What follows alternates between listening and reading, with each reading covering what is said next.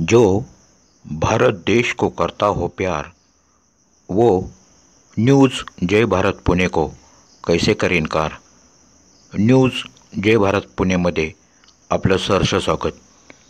कृपया ही माहिती आणि सूचना काळजीपूर्वक वाचावी ही नम्र विनंती. धन्यवाद. जय भारत.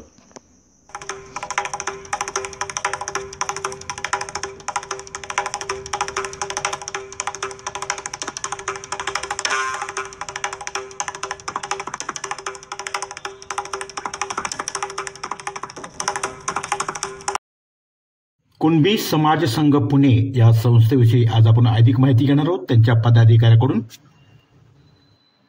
माझं नाव मनोहर कृष्णा जोशी.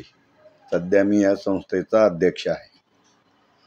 संस्थेचं नाव आहे कुणबी समाज संघ पुणे. संस्था ही रजिस्टर आहे 1974 साली झालेली, जून 1974. या संस्थेचे पहिले अध्यक्ष कृ. सणगरे म्हणून होते. ते आता हयात नाही आहेत.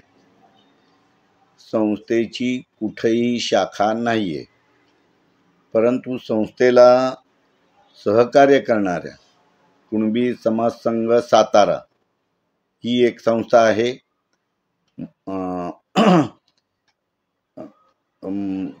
नागपूरला एक संस्था आहे आणि पिंपरी चिंचवड अशा मिळून आम्ही हे कार्यक्रम घेत असतो. संस्थेचं आत्तापर्यंतचं काम म्हणजे मर्यादित असायचं. वधूवर मेळावे घेणं हा एक. 2 नंबरला समाजातील जे काही 10वी 12वी शिकतील किंवा एखादे ग्रॅज्युएशन करतील त्यांच्या मुलांचा म्हणजे पाल्यांचा सत्कार करणं आणि त्यांना एक छोटीशी भेट देणं अशा कार्यक्रमासाठी सीमित होता. परंतु मी जेव्हा स्वतः ह्याच्यात आलो आणि माझे काही कार्यकर्ते नवीन जमान्याचे आले, त्याच्यामध्ये आम्ही मग पहिला ठोस असा निर्णय घेतला की हे सत्कार वगैरे करायचं सध्या बंद करायचं आणि संस्थेला कुठेतरी एक स्वतःची जागा असायला पाहिजे.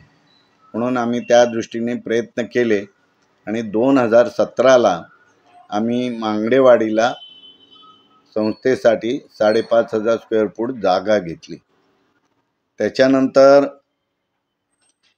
ती इंडस्ट्रीयल झोन वगैरे अशा अनंत अडचणी असल्यामुळे आता या वर्षी आम्ही ती पूर्णपणे विकली आणि रेसिडेन्शियल झोनमध्ये खोपडे नगर अलीकडं तिथं आम्ही ही जागा घेतोय. आत्तापर्यंत आमच्याकडं साधारण 57 ते 58 लाख रुपये विक्री आणि इतर मदतीतून जमा झाले आणि ही जागा घ्यायची आहे ती जवळजवळ आम्हाला 83 ते 84 लाखाला पडणार आहे. तर आम्ही जे 23-24 लाख लागणार आहे त्याच्यासाठी देणगी देणारे किंवा मदत करणारे हितचिंतक वगैरे आम्ही शोधतोय.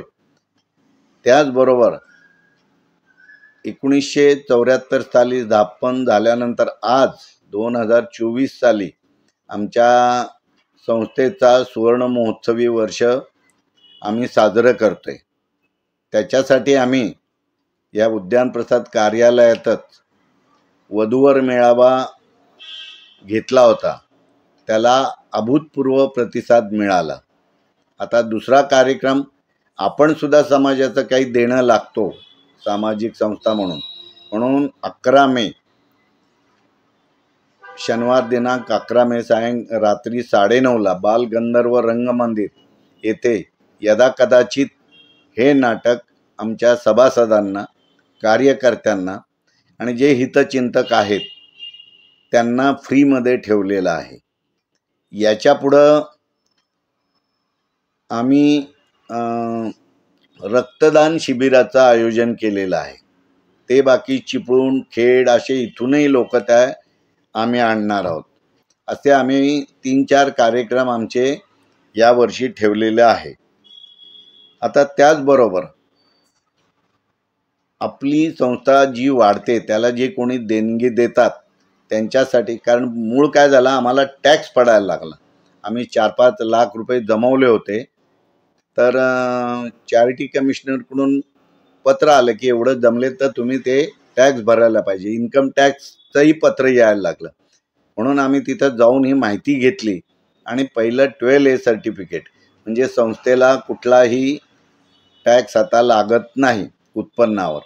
मग त्याच्यानंतर देणगी देणाऱ्यांना पण टॅक्स पडू नये म्हणून जे ATG आहे त्याच्यासाठी आम्ही प्रयत्न केले आणि त्याला यश येऊन ATG आम्हाला ह्या 1 वर्षापूर्वी मिळालं. परंतु आमचा अजून ठोस बांधकामाचं हे झालेलं नाही आहे निर्णय. बांधकाम करायचं आहे पण बाकीचं त्याच्यासाठी आता त्या ATGचा अजून म्हणावा तितका उपयोग झालेला आम्हाला नाही आहे. पण भविष्यात तो होईल.